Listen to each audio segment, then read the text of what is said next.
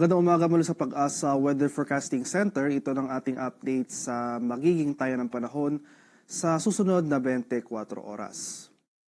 Huling namataan itong low pressure area na ating minomonitor sa mga nakarang araw kaninang alas 3 ng umaga sa layong 690 kilometers silangan ng Davao City. Inasahan natin na sa mga susunod na oras itong low pressure area na ito ay tuluyan ng hihina at posibleng malusaw at sasama dito sa ating shear line.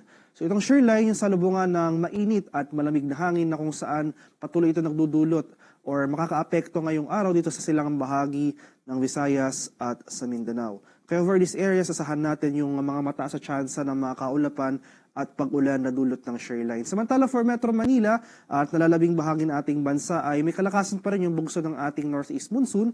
Kaya sa mga lugar na ito, ay asahan pa rin natin yung bahagyang maulap hanggang sa maulap na papawirin. Sasamahan lamang yan ng mga light rains o yung mga mahihinang pag-ulan. At para naman sa magiging lagay ng ating panahon ngayong araw dito sa Luzon, dahil sa epekto ng hanging amihan, asahan natin yung mga kaulapan at mga pag-ambon sa ilang areas, particular na dito sa eastern section ng Luzon.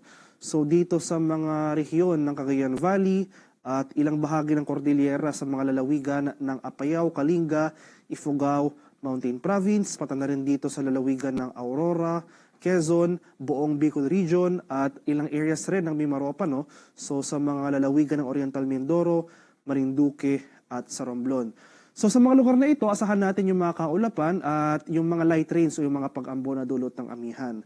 For Metro Manila at nalalabing bahagi ng Luzon ay generally fair weather muli ang ating inaasahan ngayong araw. Kung may mga pag-ulan tayong mararanasan, ito yung mga light rains o yung mga pag-ambon lamang. So dahil may kalakasan pa rin yung bugso ng ating hanging amihan, no? So asahan pa rin natin yung mababang temperatura, yung mga mababang minimum temperature especially sa madaling araw. Mas mababa yung ating temperatura kung nakatira po tayo sa mga matataas na mga lugar o yung mga mountainous areas.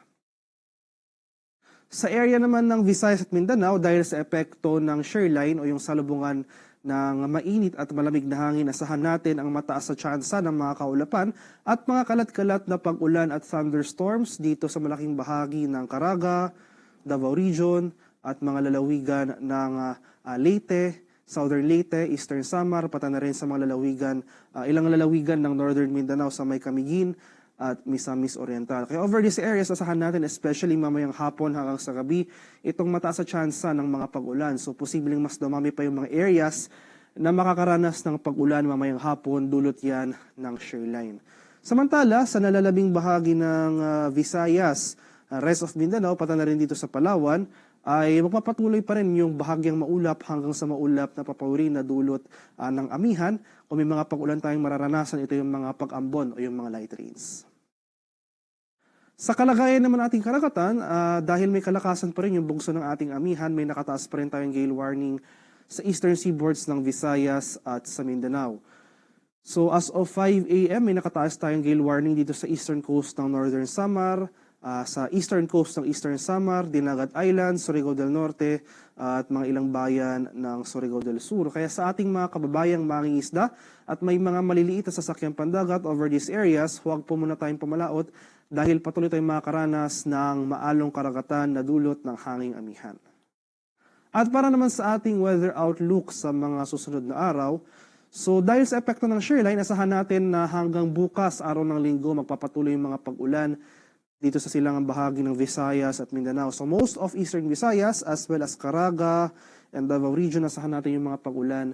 Mataas sa tsansa ng mga pag-ulan na dulot ng shear line. Simula naman sa araw ng Lunes hanggang sa Miyerkules ay bahagyang aakyat, kumbaga yung axis ng ating shear line. Kaakibat ito yung pag-retreat o pag-atras rin ng ating northeast monsoon. So mababawasan na yung mga pag-ulan sa malaking bahagi ng Mindanao, pero dahil sa epekto nga ng shear line, asahan natin na malaking bahagi na ng Visayas as well as itong Bicol Region, mataas sa tsansa ng mga pag-ulan ang ating mararanasan over these areas in the coming days. Kaya maghanda po tayo at maging alerto sa mga banta ng flooding or landslides dahil inaasahan natin na mas lalakas pa yung mga pag-ulan na ating mararanasan over portions of Southern Luzon, Visayas, and eastern section ng Mindanao. Haring araw sa Kamaynilaan,